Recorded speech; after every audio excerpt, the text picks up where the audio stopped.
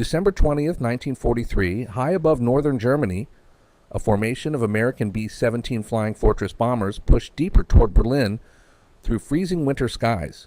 The aircraft flew in tight formation. Dozens of heavy bombers arranged carefully to maximize their defensive firepower while protecting one another from German fighters.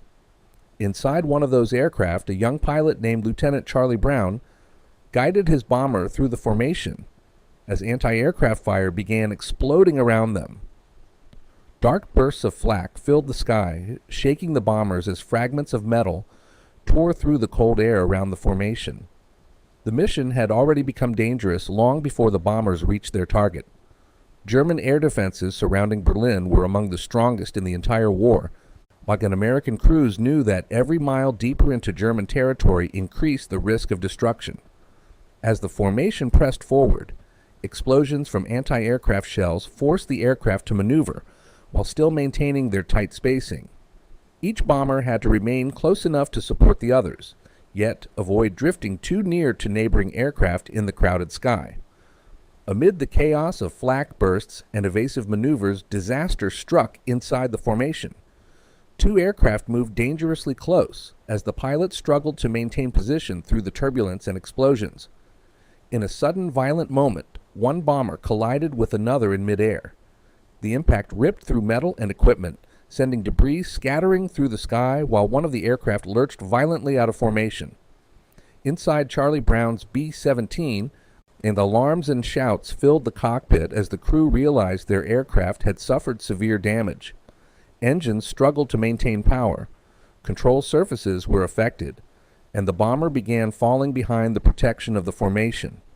In the freezing sky over Germany, a crippled B-17 drifting alone was almost certain to become the next target for German fighters waiting below. Yet somehow the aircraft remained in the air, and its crew refused to abandon the mission. By late 1943, the air war over Europe had entered one of its most dangerous phases.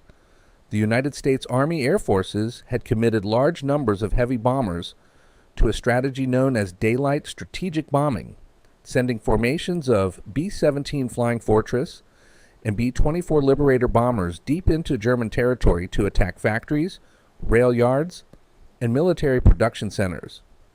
The goal was to weaken Germany's ability to produce weapons and supplies for the war, but reaching those targets meant flying hundreds of miles over heavily defended enemy territory. Berlin itself represented one of the most difficult targets in the entire bombing campaign. The German capital was protected by layers of air defenses designed to stop incoming bombers before they could reach the city.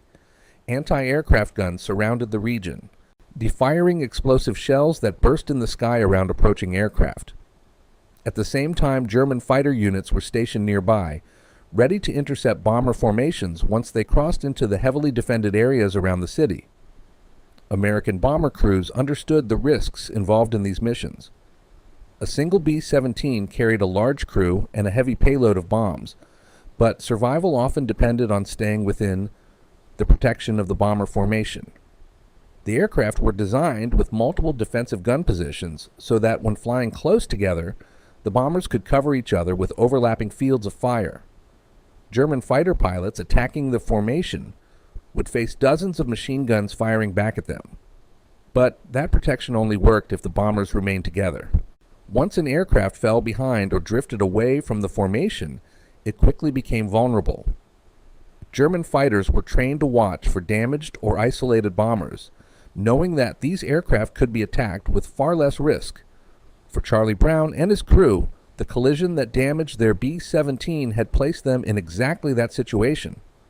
Their bomber was now struggling to stay in the air while the rest of the formation continued toward Berlin.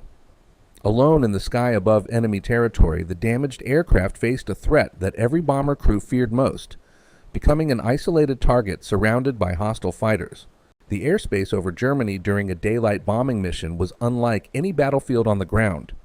Instead of trenches or defensive lines, the fight took place thousands of feet above the earth, where aircraft, anti-aircraft guns, and explosive shells filled the sky with constant danger.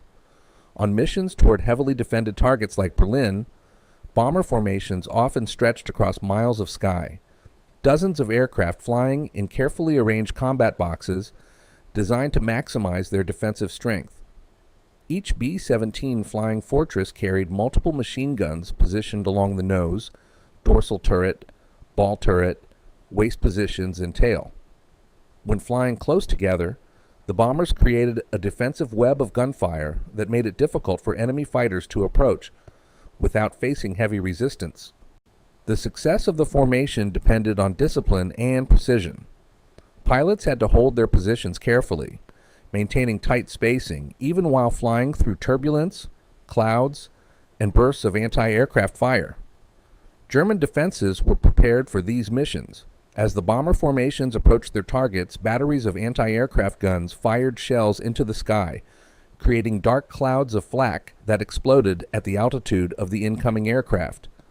These explosions filled the air with metal fragments, capable of tearing through wings, engines, and fuselages.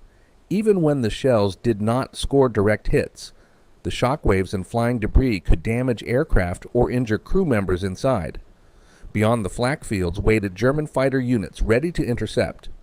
Pilots flying aircraft such as the Messerschmitt Bf 109 or Focke-Wulf FW 190 climbed to meet the incoming bombers, searching for weaknesses in the formation. Their attacks were carefully planned, often targeting bombers that had already been damaged or forced to fall behind. For a bomber crew, survival depended on staying within the protection of the formation and keeping their aircraft functioning, despite the chaos around them. But after the violent mid-air collision, Charlie Brown's B-17 was no longer protected by that formation. The aircraft now drifted alone in the vast sky over enemy territory, surrounded by defenses that had already proven deadly to many bomber crews before them. The aircraft struggling to remain in the sky that day was a B-17 Flying Fortress, one of the most recognizable heavy bombers of the Second World War. Designed for long-range strategic bombing, the B-17 was built with durability and defensive power in mind. Its large wings carried multiple engines capable of lifting heavy bomb loads across long distances, while the aircraft's interior was arranged to support a crew of several men working together during combat missions. Each crew member had a specific responsibility that helped keep the aircraft functioning. During the long flights over hostile territory, inside the bomber, different positions were spread throughout the aircraft. The pilot and co-pilot controlled the plane from the cockpit, while the navigator and bombardier handled navigation and targeting during bombing runs. Gunners were stationed at various points along the aircraft, operating machine guns that defended the bomber from enemy fighters. Waist gunners stood along the sides of the fuselage, a tail gunner protected the rear of the aircraft, and a ball turret gunner operated a rotating turret beneath the belly of the bomber. Together, these positions allowed the B-17 to defend itself from attacks coming from nearly any direction. Opposing them in the skies over Germany were fighter units of the Luftwaffe, the German Air Force responsible for defending the country from incoming bomber formations. These pilots flew fast and maneuverable fighters designed to intercept and destroy bombers before they could reach their targets. Aircraft such as the Messerschmitt Bf 109 and the Focke-Wulf FW 190 were well suited for these missions, carrying heavy weapons that could damage even the heavily built B-17. The Luftwaffe pilots had learned that attacking a full bomber formation head-on could be extremely dangerous because of the defensive gunfire coming from dozens of aircraft at once. Instead, they often searched for bombers that had fallen out of formation. A damaged aircraft flying alone was far easier to approach and attack without facing the full defensive power of the bomber group. After the collision that crippled Charlie Brown's B-17, that aircraft had become exactly the kind of target German fighter pilots were trained to find. At the controls of the damaged B-17 was Second Lieutenant Charlie Brown, a young American pilot who had only recently begun flying combat missions over Europe. Like many bomber pilots during the war, Brown had trained for months to master the demanding responsibilities of flying a heavy aircraft through hostile skies while coordinating the actions of an entire crew. Each mission required precise navigation, steady flying within tight formations, and the ability to make critical decisions under extreme pressure. The crew inside Brown's aircraft depended on one another for survival. A B-17 bomber was not operated by a single pilot alone. It functioned as a coordinated team where each member had a specific role. The co-pilot assisted with controlling the aircraft and monitoring the engines, while the navigator tracked the bomber's position across long distances over unfamiliar territory. The bombardier prepared the bombs for release once the formation reached its target, and the gunners remained alert in their defensive positions, watching the skies for incoming enemy fighters. Inside the aircraft, conditions were harsh even during routine flight. Temperatures at high altitude could drop far below freezing, and crew members wore heavy flight gear and oxygen masks while working in narrow compartments inside the bomber. Communication between positions often depended on intercom systems that allowed the crew to coordinate their actions during combat. When things went wrong during a mission, every member of the crew had to respond quickly to keep the aircraft operational. For Brown and his crew, the violent mid-air collision had suddenly transformed a difficult mission into a desperate struggle for survival. The aircraft had been damaged, and the bomber was now falling behind the protective formation that normally shielded it from enemy fighters. As the B-17 drifted alone through the sky over Germany, Brown faced the challenge of keeping the crippled aircraft in the air, while the crew prepared for whatever danger might appear next. The moment the mid-air collision occurred, the situation inside Charlie Brown's B-17 changed from a dangerous mission to a crisis that threatened the survival of the entire crew. The violent impact between aircraft had shaken the bomber and caused serious structural damage. Metal panels were torn open, parts of the fuselage were damaged, and at least one of the engines was no longer operating normally.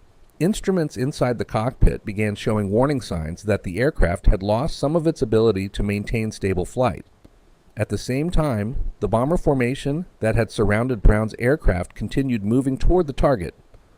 Heavy bombers could not easily slow down or break formation without risking further collisions, so the damaged B-17 quickly began drifting away from the protective group of aircraft. What had once been a tightly organized defensive formation now became a distant line of bombers disappearing ahead in the sky. Inside the crippled aircraft, the crew could immediately see the danger this created. Without the protection of the formation, their bomber would now have to rely entirely on its own defensive guns if enemy fighters appeared. The B-17 Flying Fortress was heavily armed, but it had been designed to fight as part of a formation where multiple aircraft could protect one another. Alone in the sky, a single damaged bomber presented a far easier target. The collision had also forced the crew to focus on keeping the aircraft itself airborne. Damaged systems required constant attention, and Brown had to carefully adjust the controls to maintain stability while preventing the bomber from losing altitude too quickly. And every movement of the aircraft needed to be deliberate, because sudden maneuvers could place additional stress on already weakened parts of the structure. As the crew worked to stabilize the bomber, another problem became clear. They were still flying over enemy territory, and German fighter bases across the region were prepared to intercept any bomber that fell behind the formation. A crippled B-17 flying alone above Germany would almost certainly attract attention from Luftwaffe pilots searching the skies for exactly this kind of opportunity. As Charlie Brown struggled to stabilize the damaged B-17, the situation inside the aircraft became increasingly tense. The collision had left parts of the bomber badly damaged, and several systems were no longer functioning properly. Crew members quickly began reporting problems from different sections of the aircraft. Some defensive gun positions had been affected by the impact, and pieces of the fuselage were torn open to the freezing air, rushing past the aircraft at high altitude. The bomber was still flying, but it was clear that it had taken severe damage. Brown carefully adjusted the controls while the crew worked to assess the condition of the aircraft. Maintaining altitude required constant attention, since one or more engines were no longer producing full power. And the bomber struggled to keep up with the speed and height of the formation that had once surrounded it. As the distance between the damaged aircraft and the rest of the bombers grew larger, the B-17 slowly became a lone silhouette against the sky. Inside the aircraft, the crew understood what that meant. Bomber formations were designed so that each aircraft could support the others with overlapping defensive gunfire. When a bomber fell behind, that protection disappeared. Enemy fighters searching the skies often waited for moments like this, when a single damaged aircraft separated from the formation could be attacked without facing dozens of machine guns from nearby bombers. The crew remained alert at their defensive positions, scanning the sky through gun sights and small observation windows. Every gunner knew that if German fighters appeared, they would have to defend the aircraft with whatever weapons were still functioning. The bomber itself continued to struggle through the air, its damaged structure vibrating under the stress of flight. Meanwhile, the formation ahead continued toward Berlin, leaving the crippled B-17 farther behind with every passing minute. Brown and his crew were now alone above enemy territory, flying an aircraft that had already suffered heavy damage. The sky around them seemed quiet for the moment, but everyone aboard understood that the danger had not passed. Somewhere below, German fighter pilots were watching the skies. A damaged bomber drifting away from the formation was exactly the kind of opportunity they had been trained to seize. With the bomber badly damaged and falling behind the formation, Charlie Brown now faced a critical decision. The safest option might have been to abandon the aircraft and attempt to escape by parachute, but doing so over enemy territory carried its own serious risks. German-controlled land stretched beneath them for hundreds of miles, and any crew member who bailed out would almost certainly become a prisoner of war. As long as the aircraft remained in the air, there was still a chance that they could keep flying long enough to reach safer territory. Inside the cockpit, Brown focused on keeping the aircraft stable, while the crew reported damage from different sections of the bomber. Some of the defensive guns were still operational, and the crew members stationed at those positions remained ready in case enemy fighters appeared. That even though the aircraft had been heavily damaged by the collision, the structure of the B-17 was proving resilient enough to stay airborne. Brown chose to continue flying the bomber rather than abandon it. The decision meant that every member of the crew would have to work together to keep the crippled aircraft under control, while they searched for a path that might eventually take them back toward Allied territory. It was a difficult choice made in a matter of moments, but it reflected the determination shared by many bomber crews during the war. The B-17 continued moving slowly through the sky, engines struggling to maintain power, while the damaged aircraft drifted away from the formation that had once protected it. Now alone over enemy territory, the bomber and its crew prepared to face whatever came next. The damaged B-17 continued forward through the cold sky above Germany, its engines straining as Charlie Brown struggled to keep the bomber level. Inside the aircraft, the crew remained at their stations, watching the sky through gun sights and narrow observation windows. The bomber was no longer protected by the tight defensive formation that had surrounded it earlier in the mission. Now it drifted alone above enemy territory, a slow and vulnerable target against the vast winter sky. For several tense minutes, nothing appeared in the distance. The crew focused on stabilizing the aircraft and checking the condition of the damaged systems. Some gun positions were still operational, but the bomber's defensive strength had been reduced by the damage from the collision. If German fighters attacked, the crew would have to rely on whatever weapons remained available, while Brown tried to keep the aircraft from losing altitude. Then a new shape appeared in the distance. One of the gunners spotted a fighter aircraft approaching from behind and slightly below the bomber. As it moved closer, the distinctive outline of a Messerschmitt Bf-109 became visible against the pale sky. The German fighter climbed carefully toward the crippled B-17, positioning itself where its pilot could clearly see the condition of the American aircraft. Inside the bomber, the gunners prepared for combat. Normally, a German fighter approaching at that distance would quickly open fire with its cannons and machine guns, attempting to finish off a damaged bomber before it could escape. The crew of the B-17 expected exactly that. Their training had taught them that a lone bomber over Germany would almost certainly be attacked without hesitation. But something unusual happened. Instead of firing immediately, the German fighter slowed its approach and moved alongside the B-17. From the cockpit of the fighter aircraft, the pilot could see the extensive damage suffered by the bomber. Parts of the fuselage were torn open, and the aircraft struggled to maintain steady flight. Through the openings in the damaged structure, the German pilot could even see some of the wounded crew members inside the bomber.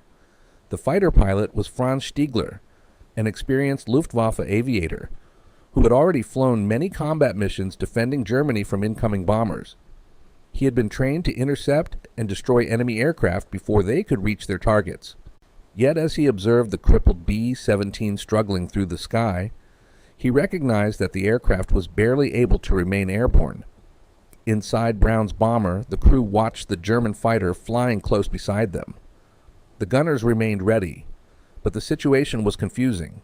The fighter had approached within range where it could easily attack, yet no shots had been fired. The two aircraft continued flying together through the cold air above the countryside below. From his cockpit, Stigler could see that the bomber was already severely damaged. The aircraft posed little threat, and the wounded crew inside were clearly struggling just to keep the plane in the air. According to accounts that would later become widely known, Stigler chose not to fire on the crippled bomber. Instead, he flew alongside the aircraft for several moments, now observing the crew and assessing the situation. The B-17 continued flying slowly westward, away from the heavily defended areas near Berlin. Brown maintained careful control of the bomber, guiding it through the air while still unsure whether the German fighter would attack at any moment. The crew remained tense, expecting the fighter to open fire as soon as an opportunity appeared, but the attack never came. Instead of firing, Stigler eventually moved his fighter away from the bomber and allowed the damaged B-17 to continue flying toward the western horizon. For the crew inside the crippled aircraft, the encounter was one of the most unexpected moments of the entire war. They had expected to face destruction at the hands of an enemy fighter, yet the German pilot had chosen a different course of action. With the fighter now gone, Brown and his crew continued their slow journey away from enemy territory. The bomber was still heavily damaged, and the flight home would remain difficult. Yet the aircraft was still in the air, and the crew still had a chance to reach safety. After the German fighter finally turned away, the damaged B-17 continued its slow flight across the cold skies of Europe. Inside the aircraft, the crew remained focused on keeping the bomber airborne. The engines were still struggling, and parts of the aircraft's structure had been badly damaged by the earlier collision. Brown had to handle the controls carefully, avoiding any sudden movements that might place additional stress on the weakened airframe. The bomber gradually moved farther away from the areas of Germany where air defenses were strongest. As the aircraft crossed into regions with fewer enemy fighters and anti-aircraft batteries, the immediate danger of interception began to fade. Even so, the flight back remained difficult. The damaged bomber had lost much of its normal performance. Now, in every mile toward safer territory required careful coordination between the pilot and the crew working inside the aircraft. Crew members continued monitoring their positions while checking for additional damage that might threaten the aircraft during the long return flight. Some areas of the fuselage remained open to the freezing wind rushing past the aircraft, and the bomber's systems were operating under constant strain. Despite these challenges, the B-17 slowly continued its westward path. Eventually, the damaged bomber reached areas controlled by Allied forces. After a long and difficult flight, Charlie Brown managed to bring the crippled aircraft down safely at a friendly airfield. The B-17 that had suffered a violent collision and drifted alone through the skies over Germany had somehow survived the journey back. For the crew who had remained aboard during the entire ordeal, the safe landing marked the end of one of the most extraordinary flights of the war. The encounter between Charlie Brown's damaged B-17 and German fighter pilot Franz Stigler became one of the most widely discussed aerial incidents of the Second World War. For many years after the war, the story remained largely unknown, because both sides continued their lives without realizing how unusual the moment had been. Brown returned to the United States after completing his service, while Stigler eventually left Germany and later settled in North America. Decades later, Brown began searching for information about the German pilot who had approached his crippled bomber but never fired. Through historical research and communication with aviation historians, he eventually located Franz Stigler. When the two men finally met many years after the war, they were able to confirm the details of the encounter that had taken place high above Germany in December 1943. Their meeting helped bring the story into public awareness. Accounts of the incident were supported by mission records, personal testimonies, and the recollections of both pilots. The event later became known as one of the rare moments during the war when an enemy pilot chose not to attack a severely damaged aircraft struggling to remain airborne. For historians and aviation enthusiasts, the incident remains a remarkable example of how unexpected decisions in combat could shape the outcome of a moment in the air war over Europe. The incident involving Charlie Brown's damaged B-17 and Franz Stiegler's fighter occurred during one of the most intense phases of the air war over Europe. By late 1943, the Allied strategic bombing campaign had expanded significantly, with large formations of American and British bombers flying missions deep into German territory.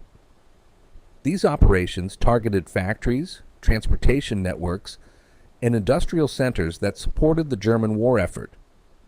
Each mission represented a major commitment of aircraft and crews, and the losses suffered during these flights could be severe. Bomber crews understood that survival often depended on maintaining formation and relying on the combined defensive firepower of multiple aircraft. Once a bomber fell behind or became isolated, the chances of returning safely dropped dramatically. German fighter pilots were trained to take advantage of exactly these situations, attacking damaged or straggling aircraft before they could escape back toward Allied territory. The survival of Brown's aircraft therefore highlighted both the dangers of the bombing campaign and the extraordinary resilience of the crews flying these missions. Even when bombers were damaged by anti-aircraft fire, mechanical failures, or mid-air collisions, crews often fought to keep their aircraft flying long enough to reach safety. While the encounter with Stiegler did not alter the strategic course of the air war, it became a powerful illustration of the human experiences behind the massive bombing campaigns of the Second World War. Within a conflict defined by large-scale destruction, the story revealed a moment when the decisions of individual pilots shaped the outcome of a single flight in an unexpected way.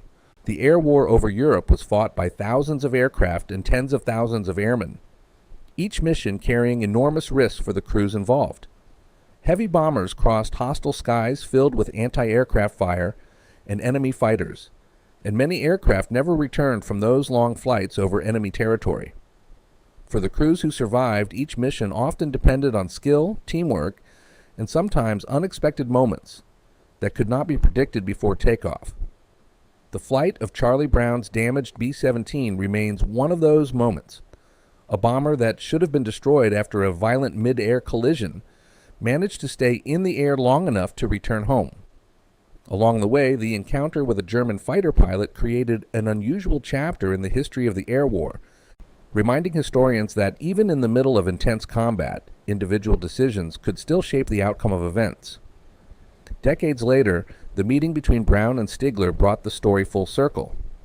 What had once been a brief moment high above a battlefield became a lasting reminder of the human experiences hidden within the vast history of the Second World War.